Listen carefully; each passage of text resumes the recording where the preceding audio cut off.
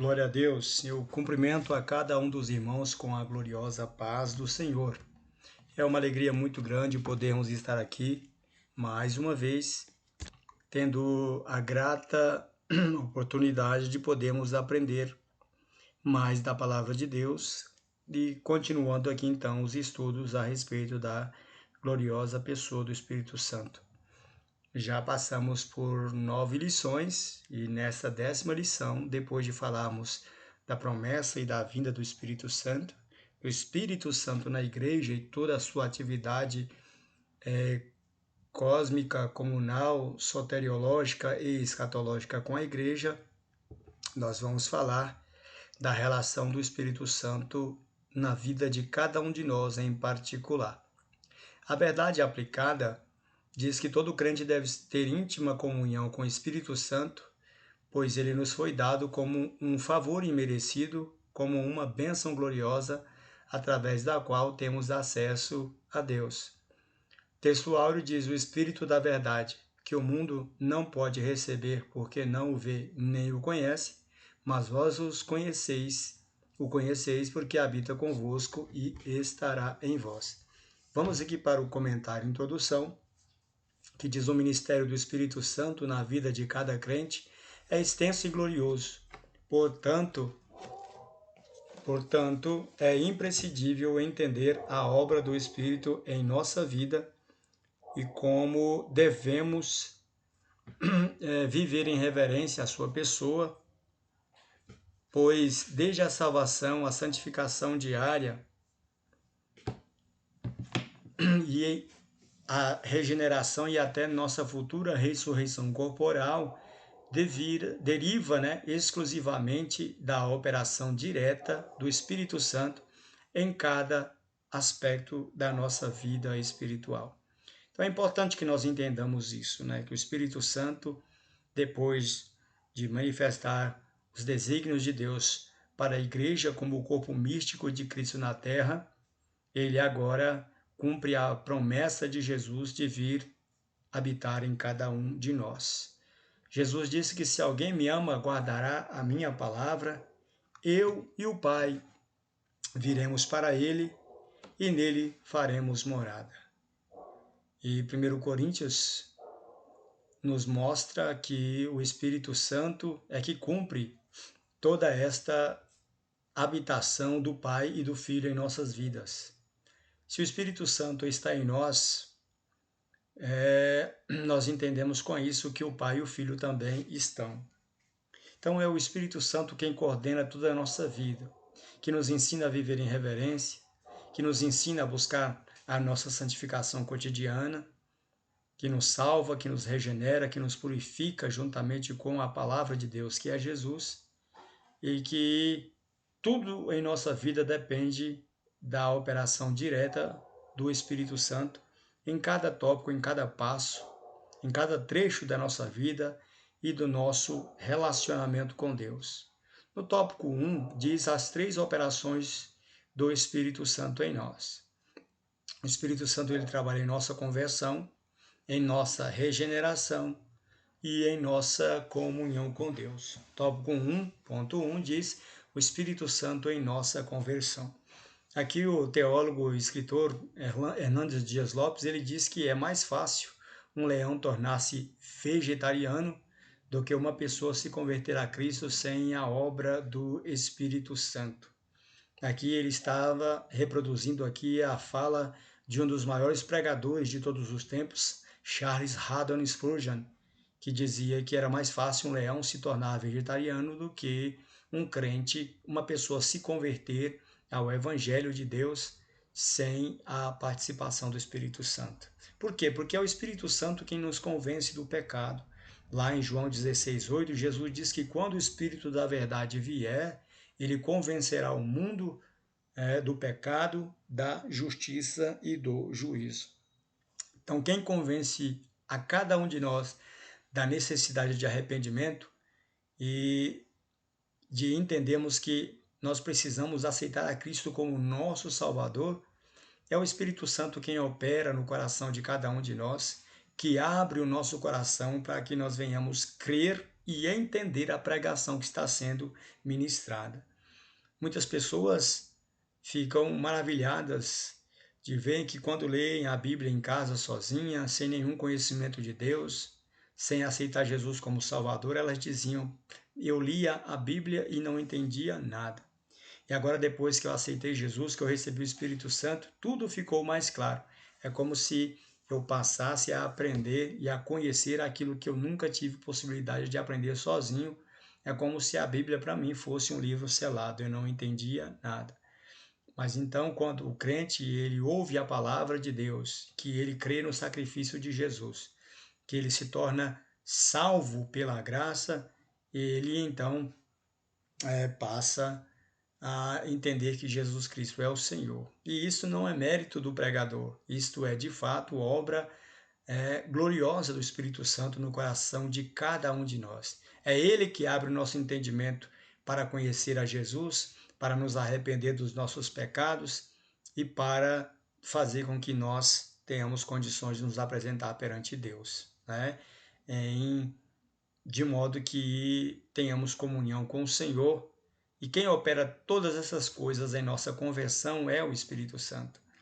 Aqui nós temos os maiores pregadores da história, como John Wesley, como Charles Spurgeon, como Jonathan Edwards e muitos outros pregadores, Martinho Lutero, João Calvino, Zwinglio, os grandes reformadores.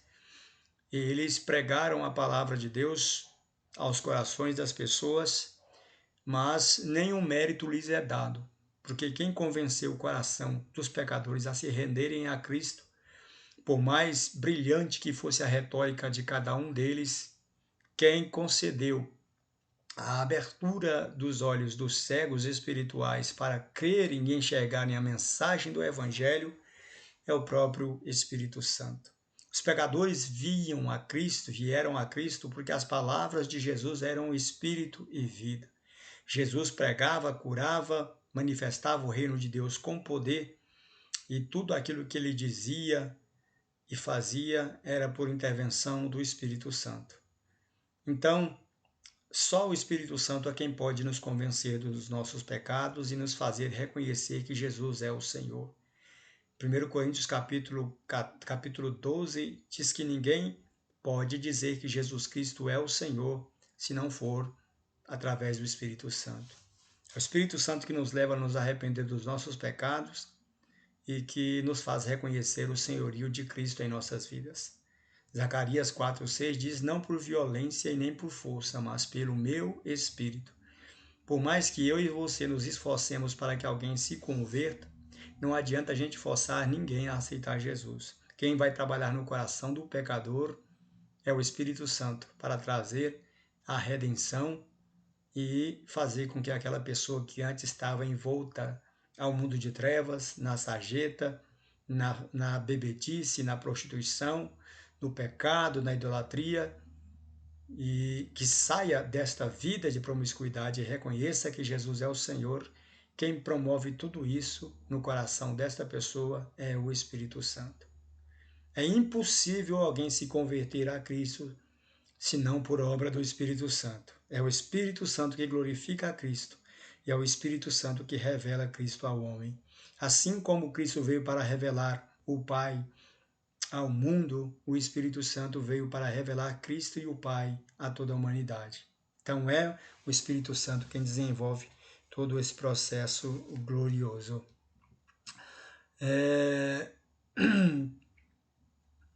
Tópico 1.2, o Espírito Santo em nossa regeneração. A regeneração, que também é conhecida como poligênese, que significa comunicação de uma nova natureza, para que haja uma mudança, uma transformação de algo que está morto em algo vivo, de algo que está totalmente deteriorado e passa a receber um renovo. E quem realiza essa regeneração, esse renascimento, esse renovo espiritual, a comunicação da vida e da natureza divina a nós quando nós estávamos mortos em nossos pecados e em nossos delitos. É o Espírito Santo quem opera todas essas coisas. É a ação direta do Espírito Santo em nossos corações. Quando nós ouvimos a palavra da verdade, o Espírito Santo passa a habitar em cada um de nós. Mas antes dele habitar no nosso coração, ele regenera a nossa vida, ele ressuscita a nossa vida, porque nós estávamos mortos em delitos e em pecados. E quando nós aceitamos Jesus, nós fomos vivificados por Jesus através do Espírito Santo. Lá em João capítulo 3, do versículo 3 ao 7, Jesus disse que aquele que não nascer da água e do Espírito não pode ver o reino de Deus. Nicodemos lhe pergunta como pode um homem nascer sendo velho. Jesus diz, aquele que é nascido da carne é carne, mas aquele que é nascido do Espírito é Espírito. Então o Espírito Santo é quem opera em nós a regeneração, que é chamado também de novo nascimento. É uma transformação de uma natureza pecaminosa para uma natureza restaurada, totalmente equilibrada e voltada para as coisas do céu. Quando nós éramos cegos, perdidos no pecado, nós vivíamos a nossa vida totalmente alheio à vontade de Deus, sem consciência da necessidade de se salvar, sem conhecimento de Deus de modo profundo. E quando o Espírito Santo vem, ele provoca uma ressurreição do nosso espírito. Nosso espírito, que agora estava morto no pecado, passa a viver e recebe uma vida nova pelo lavar regenerador do Espírito Santo. E lá em Tito, capítulo 3, versículo 5, diz justamente isso, que nós somos salvos, né? Pelo sangue de Cristo e pelo lavar regenerador e renovador do Espírito Santo. Então, a regeneração ela é oriunda do próprio Espírito Santo, do próprio Deus, porque a Bíblia diz que nós somos criados segundo Deus, em verdadeira justiça e santidade, pela palavra de Deus, porque 1 Pedro também nos diz que nós fomos regenerados, gerados de novo depois que nós ouvimos a palavra da verdade, e através da fé. Pela fé em Cristo nós também alcançamos a regeneração. E um estudioso chamado de Vincent Sawyer, do Faith Bible Institute, diz que há dois aspectos importantes dessa regeneração. Primeiro, o aspecto legal, o aspecto jurídico, judicial, onde o crente, depois que ele aceita Jesus e recebe o sangue de Jesus em sua vida, o Espírito Santo, a partir daí, recebe o poder legal de Deus. E ele vai e adota cada um para ser filho de Deus. Por isso que lá em Romanos capítulo 8, versículo 15, diz que o nosso espírito agora, que o Espírito Santo comunica com o nosso espírito que nós somos filhos de Deus. Então, há esse aspecto judicial, aspecto legal. Nós somos legalmente adotados pelo Espírito Santo e nós passamos a sermos chamados filhos de Deus. E tem também um aspecto prático que é chamado de aspecto também experiencial, onde o crente se torna uma nova criatura. Lá em 2 Coríntios 5,17, Paulo diz, mas se alguém está em Cristo, nova criatura é. Todas as coisas velhas se passaram e eis que tudo se fez novo. Efésios capítulo 4, versículo 22 ao 24, diz que agora nós temos que revestir-nos do novo homem, que segundo Deus agora é criado em verdadeira justiça e santidade, para que nós possamos agora passar a viver em novidade de vida. Nós estávamos mortos em nossos pecados, perdidos no vazio dos nossos prazeres, mortos para Cristo, e agora nós ressuscitamos para Cristo e morremos para o mundo.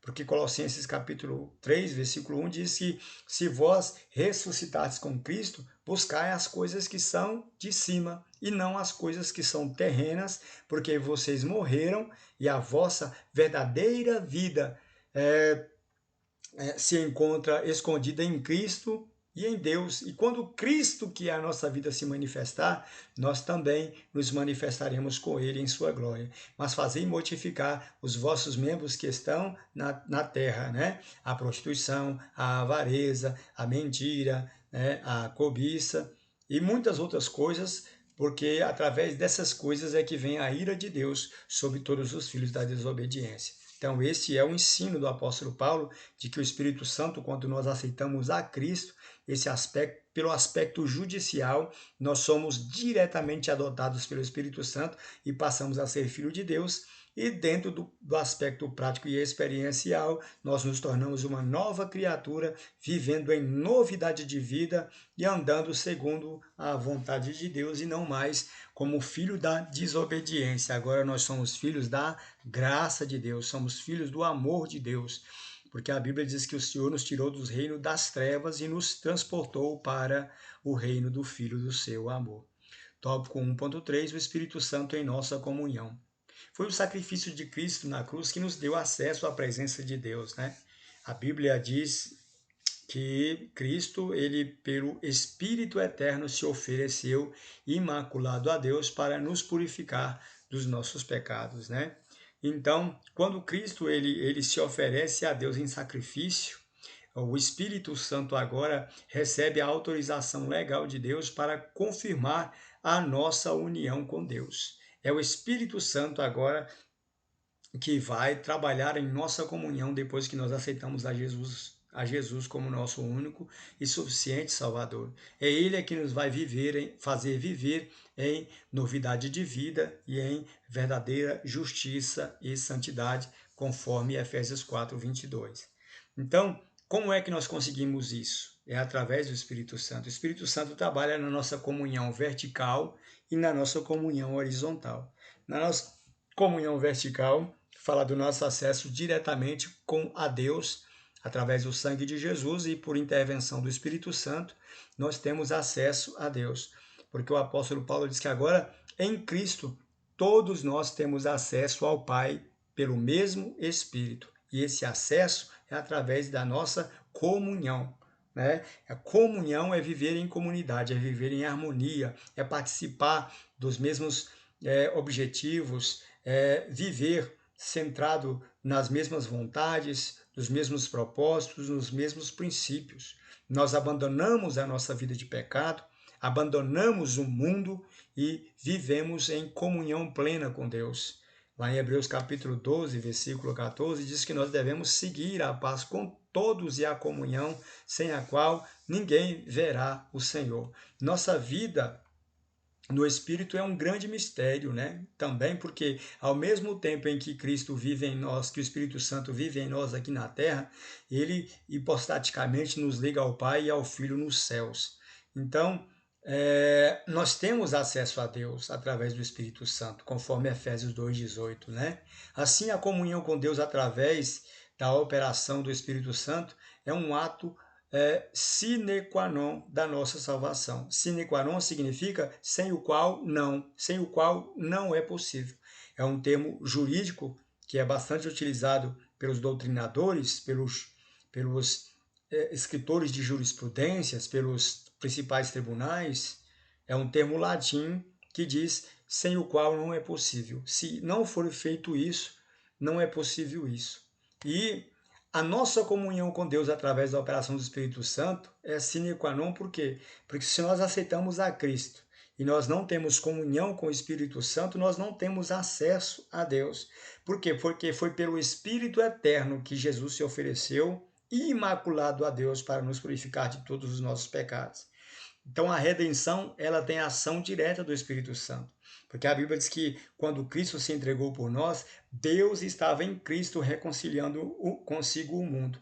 E Hebreus 9:14, se não me foge da memória, diz que foi pelo Espírito Eterno que ele suportou a cruz. Então, o Pai, o Filho e o Espírito Santo estabeleceram esse processo redentor através da morte de Cristo, estavam ligados entre si nesse único propósito de salvar o homem. Então, nós precisamos da graça do Senhor Jesus, do amor de Deus e da comunhão do Espírito Santo para que nós sejamos salvos, conforme 2 Coríntios capítulo 13, versículo 13, que ele diz que o amor de Deus Pai, a graça do nosso Senhor Jesus Cristo e a comunhão do Espírito Santo sejam com todos vós. Isso nos faz lembrar da bênção sacerdotal de Arão, lá em Números capítulo 6, versículo de número 4, quando ele diz que o Senhor te abençoe e te guarde, que o Senhor tenha misericórdia de ti e que o Senhor levante o seu rosto sobre ti e te dê a paz. 3 vezes ali é citado Deus, e aqui a gente vê que o Pai, o Filho e o Espírito Santo são citados como aqueles que fazem parte da nossa comunhão com a divindade eterna, que é Pai, Filho e Espírito Santo. Então é impossível a pessoa dizer assim, eu sou crente, mas eu não acredito no Espírito Santo.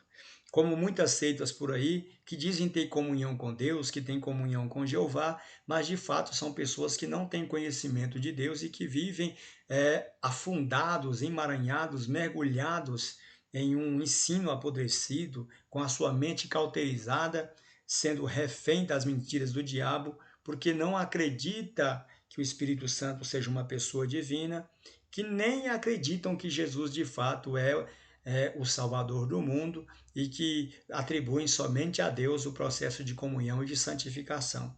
E isso é um erro crasso contra a ordem da reconciliação, porque nós vemos que Pai, Filho e Espírito Santo, desde a eternidade, eles sempre trabalham com esse propósito de trazer o homem para perto de Deus.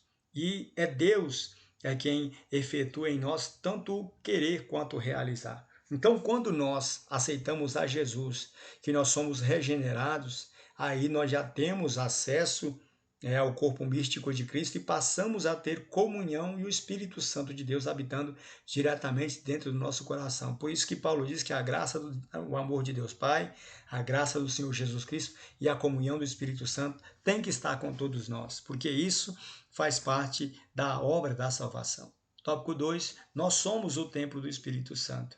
A habitação do Espírito Santo em nossa vida é algo maravilhoso. Lá no Antigo Testamento, a nuvem de glória, depois que foi realizada a construção de todo o tabernáculo ali, na aliança, ali ao pé do Sinai, depois que o sacrifício foi oferecido a Deus e que foi consumado o sacrifício ali no dia de Pentecostes, 50 dias depois que os filhos de Israel saíram do Egito, a lei de Deus foi implantada, foi estabelecida perante o povo de Israel. O povo recebeu os 10 mandamentos. Depois que eles receberam os 10 mandamentos, conforme a vontade de Deus, Deus determinou, os filhos de Israel receberam o sangue do cordeiro que havia sido sacrificado. O sangue do cordeiro foi aspergido sobre o livro da lei e sobre todos os crentes daquela congregação. Foi uma aliança de sangue.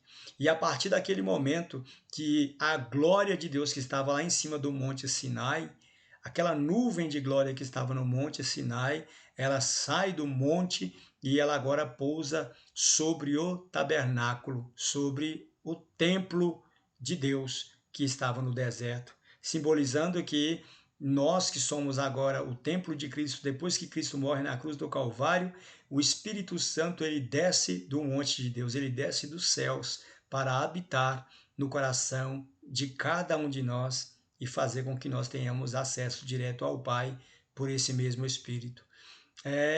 Ela repousou, aquela nuvem de glória também repousou no templo de Salomão, depois que Salomão inaugurou os sacrifícios oferecidos a Deus. E isto era uma sombra da habitação do Espírito Santo no crente. Porquanto depois da morte de Cristo na cruz, nesse mesmo ato, nós fomos por Deus consagrados para sermos o templo de Deus e o templo do Espírito Santo, o qual passou a viver na vida de cada um de nós e nós passamos a viver como o verdadeiro templo de Deus. Nós fomos agora edificados, como disse Pedro, como pedras vivas, como o edifício santo, né? Onde o Senhor habita em nossas vidas. 1 Coríntios capítulo 6, versículo 18, diz que nós somos o templo de Deus e que o Espírito de Deus habita dentro de cada um de nós. Assim, uma das maiores bênçãos do Novo Testamento é a habitação do Espírito Santo. Uma vez que a habitação do Espírito Santo O Espírito Santo estava entre o povo, mas não no povo. O Espírito Santo conduziu o povo pelo deserto. O Espírito Santo deu graça, deu paz, deu saúde, força e rejuvenescimento para a congregação dos filhos de Israel. Mas de fato ele não habitava dentro do povo, mas habitava entre o povo. E lá em Números capítulo 11, Moisés nos fala do momento, 11, 26, se eu não me engano, diz que ele ansiava por um dia em que o Espírito de Deus fosse dado a todos os filhos de Israel, para que todos pudessem anunciar o plano de Deus. E assim, uma das maiores bênçãos que nós alcançamos foi, então, de fato, a presença e a habitação e a efusão do Espírito de Deus em nossas vidas, justamente porque antes de Cristo morrer na cruz do Calvário, ninguém tinha o privilégio de receber o Espírito Santo. Lá em João 7,39 diz que o Espírito Santo ainda não fora dado porque Cristo ainda não havia sido glorificado.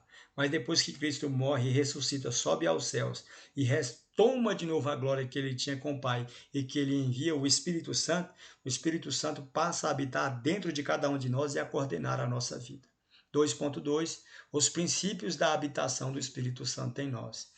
E uma vez que o Espírito Santo passa a habitar dentro do nosso coração, irmãos, nós devemos reconhecer e observar três princípios importantes. Primeiro, o princípio da propriedade. Nós temos que entender que Deus é o dono do nosso corpo, que o corpo que é habitado pelo Espírito Santo é o templo de Deus, né? Então, a Bíblia diz que se alguém destruir o templo de Deus, Deus também nos destruirá, porque o templo de Deus que somos nós é santo e nós temos que viver em uma vida de verdadeira santidade diante de Deus. Tem pessoas que se dizem crentes, mas querem beber, continuam fumando, continuam prostituindo, continuam deturpando e maculando a casa de Deus, a habitação de Deus, o templo do Espírito de Deus. Então, esse princípio da propriedade nos mostra que Deus é que é o dono do nosso corpo, que o nosso corpo agora não pertence a nós, mas nós agora passamos a ser regenerados, lavados, purificados e santificados para que Deus hipostaticamente, através do Espírito Santo, viesse e habitasse dentro do nosso coração. Então nós temos que conservar a nossa vida na pureza, de acordo com a vontade de Deus, vivendo em santidade. 1 Pedro capítulo 1, versículo 15 diz que assim como aquele que vos chamou é santo, sede vós também santos em toda a vossa maneira de viver, porque está escrito, sede santos, porque eu sou santo. A outra coisa que nós temos que observar aqui também é o princípio da pureza ou da rigidez. E nós não devemos contaminar o templo do Espírito Santo. Então, nós contaminamos o templo do Espírito Santo, nosso corpo, quando, mesmo sendo crentes, nós estamos utilizando de substâncias impróprias, estamos praticando relações sexuais ilícitas, quando nós estamos vivendo uma vida devassa, mesmo se passando por servo de Deus, mesmo depois de ter recebido a graça de Deus, e isso faz com que nós vivamos uma vida de impureza e prejudiquemos então a habitação do Espírito Santo. E nós não podemos contaminar esse templo de Deus. Esse princípio da pureza e da rigidez determina que todos nós devemos viver sempre em busca de santificação, em busca de viver uma vida reta, pura, consagrada diante de Deus, apesar de todas as nossas falhas e de todos os nossos pecados. Que nós devemos nos santificar a cada dia, não guardar mágoa no nosso coração, não guardar ódio dentro do nosso coração, mas vivermos a cada dia alicerçados na palavra de Deus, tendo a nossa mente purificada da corrupção e da maldade e vivendo sempre em busca de agradar a Deus. E nós temos também o princípio da preservação, porque embora nós vivamos nesse corpo, nós não podemos dizer que ele é nosso e fazemos dele o que bem quiser. Nós não podemos destruir o templo de Deus que somos nós. Por isso é que muitas pessoas têm muita dúvida em relação a se a pessoa que comete suicídio ela é salva. Aqui está o princípio de que nós não temos a autorização de tirar a nossa própria vida. Porque quando nós tiramos a nossa própria vida, nós estamos tirando o direito de Deus sobre a vida do ser humano, sobre a vida do salvo e do regenerado.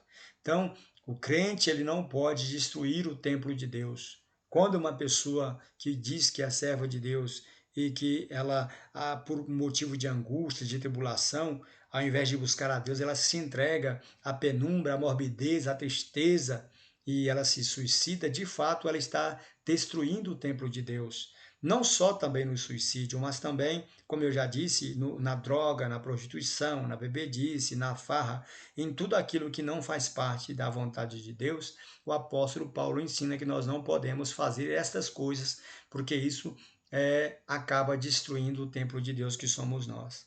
Então, diferente do Velho Testamento, a habitação do Espírito Santo em nós é permanente e ela tem efeito de eterno. João 14,16 diz que o Espírito Santo, quando ele viesse, ele estaria conosco para sempre.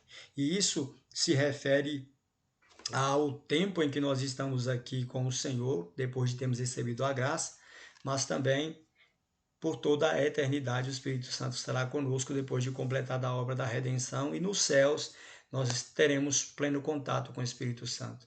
Deus nos fez a sua morada porque para que através do seu Espírito ele pudesse habitar na vida de cada um de nós, cumprindo a promessa de João 14:23, quando o Senhor diz que se alguém me ama, guardará a minha palavra, e eu e o Pai viremos para ele e nele faremos morada.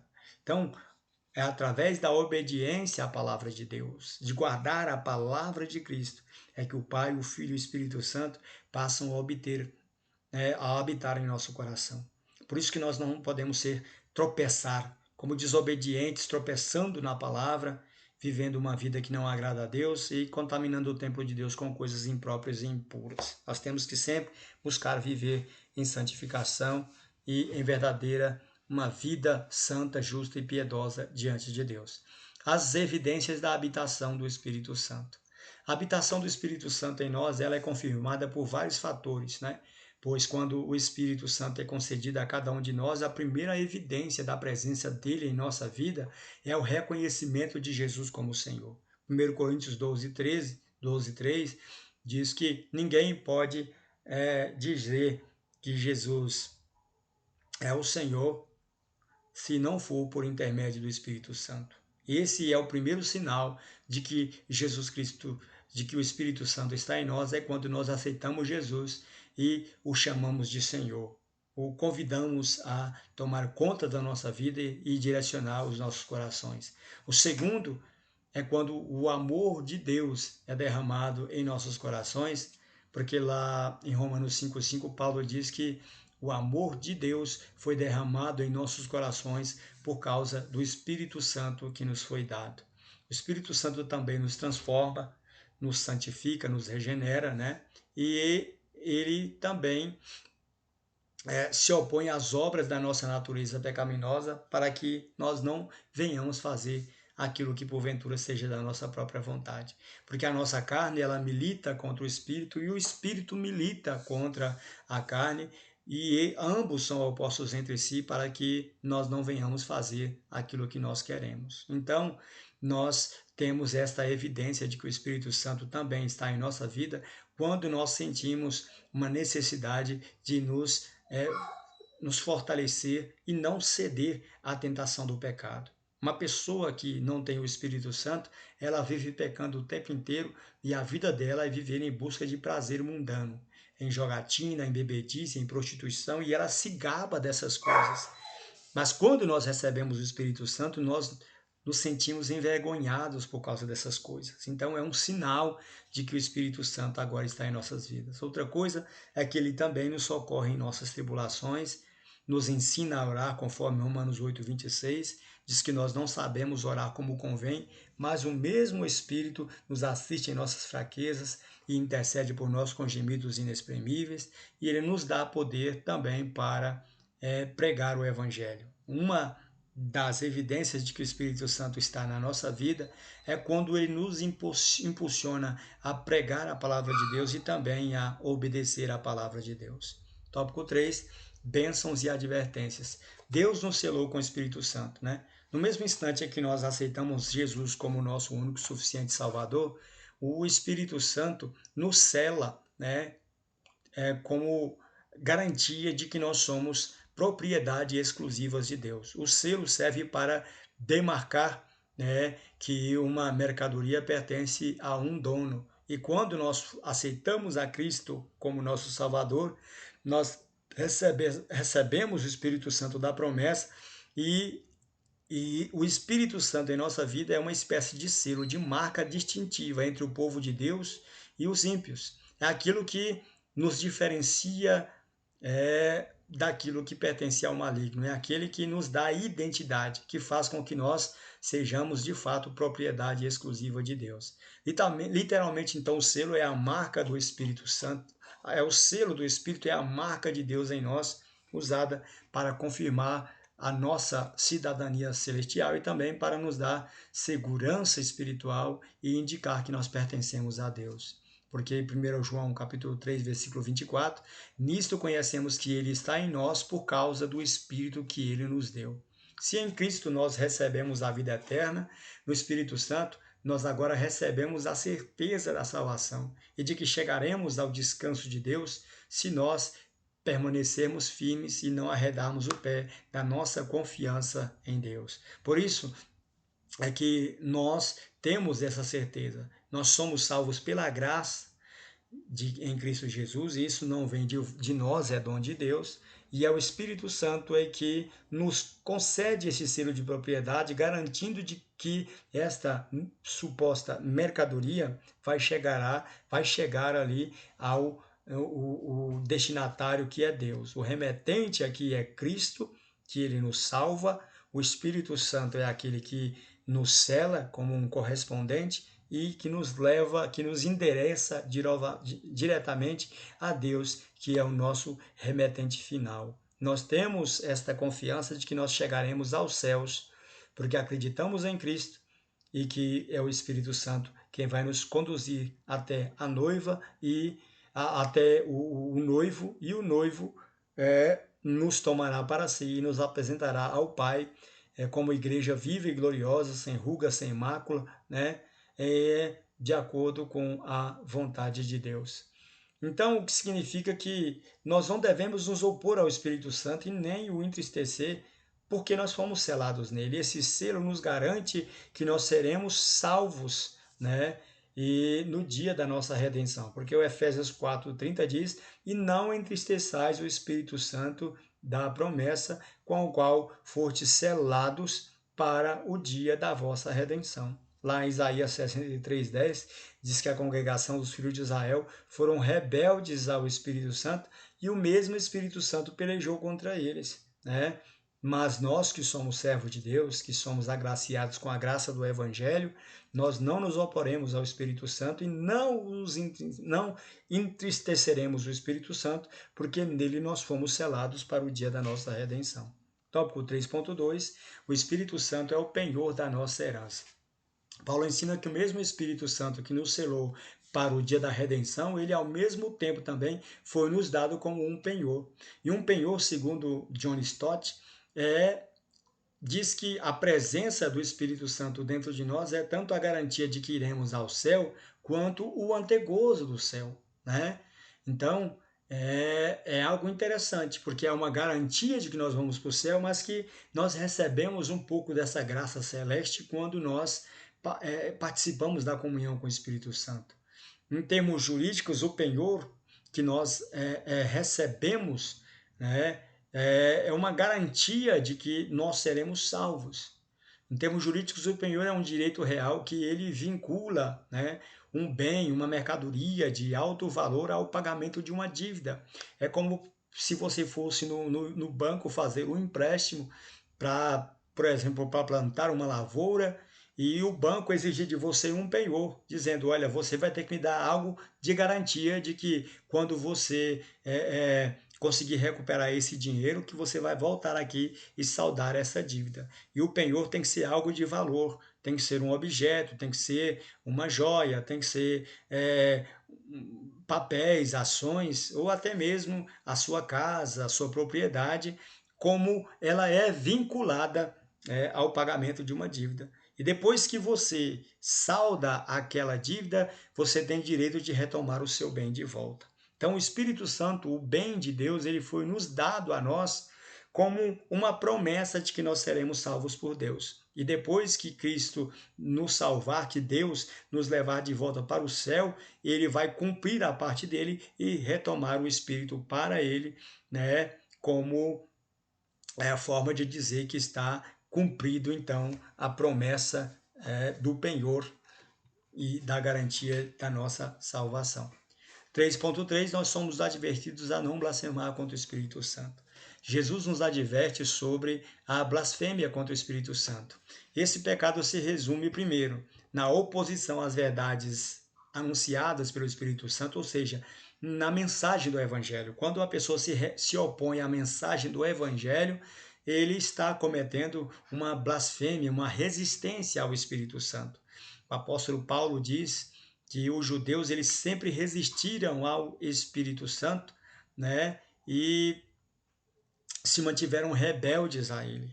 E a rebeldia contra a palavra de Deus, ignorar a palavra de Deus, não obedecer à palavra de Deus é uma espécie de blasfêmia contra o Espírito. Ultrajar o Espírito publicamente também é uma espécie de blasfêmia e, sobretudo, atribuir ao diabo as obras realizadas por ele. Os escribas e fariseus diziam que Jesus expulsava demônios por Beelzebul, que era chefe maioral dos demônios. Jesus disse, olha, todos os pecados e blasfêmias dos homens serão perdoados, mas aquele que blasfemar contra o Espírito Santo, ele não terá perdão, mas ele será réu de juízo, não só nesta vida, como também na vida por vir. Né? Todos os pecados e blasfêmias dos homens serão perdoadas, mas a blasfêmia contra o Espírito Santo, ela jamais será perdoada. Mas interessante é que Antônio Gilberto ele disse algo muito interessante, que se alguém tem medo de blasfemar contra o Espírito Santo, isso de fato é um claro sinal de que essa blasfêmia não aconteceu. Porque uma pessoa que peca contra o Espírito Santo e que blasfema contra ele peca de uma forma consciente e deliberada, né? E então ele sabe que ele está cometendo isso, ele está rejeitando o sacrifício de Jesus, não quer mais saber de ser crente, não quer mais saber de servir a Deus, quer ir para o mundão, para a farra, para a prostituição, para a bagunça, voltar a se lamear e chafurdar na lama, e ele não quer mais saber de Deus. Então isso é uma ação deliberada. Então o crente não precisa ficar preocupado. Será que eu já blasfemei contra o Espírito Santo alguma vez? Não. Você tem que entender que essa blasfêmia é uma resistência, uma oposição deliberada, consciente, né? E feita de modo voluntário e bastante consciente de quem está praticando. E não é qualquer coisa dita ou feita no calor da emoção que pode ser caracterizada como blasfêmia contra o Espírito Santo, como uma reclamação, uma murmuração aqui, outra acolá. Mas a gente sabe que todo crente treme de medo só de pensar nessa possibilidade de blasfemar contra o Espírito Santo. Mas Antônio Gilberto diz que se você tem medo de blasfemar contra o Espírito Santo, é porque de fato você nunca blasfemou. Mas nós devemos tomar muito cuidado, todo cuidado é pouco, a gente não pode brincar com isso porque é algo muito sério, que implica diretamente na perda da salvação e na consequente condenação no lago que arde com fogo e enxofre. Tópico 4, conclusão, diz que pouco ou nenhuma ênfase atenção é dada ao Espírito Santo em muitas denominações cristãs, seja por rebeldia, por desconhecimento de suas ações, mas como visto nessa lição, nós somos inteiramente dependentes do Espírito Santo em tudo aquilo que nós fazemos. Nós não conseguimos realizar nada em função do reino de Deus sem a ação direta do Espírito Santo em nossa vida. Então o Espírito Santo ele vem para nos guiar, vem para nos orientar, vem para nos santificar, para nos regenerar, para estabelecer a nossa comunhão com Deus, para nos iluminar a nossa mente, revelar a palavra de Deus ao nosso coração e trabalhar também diretamente com a nossa santificação e aplicar toda a obra da cruz em nossa vida. Então, nós dependemos dele para tudo. Então, findo aqui a nossa lição, agradecendo a cada um dos irmãos com a paz do Senhor e aguardo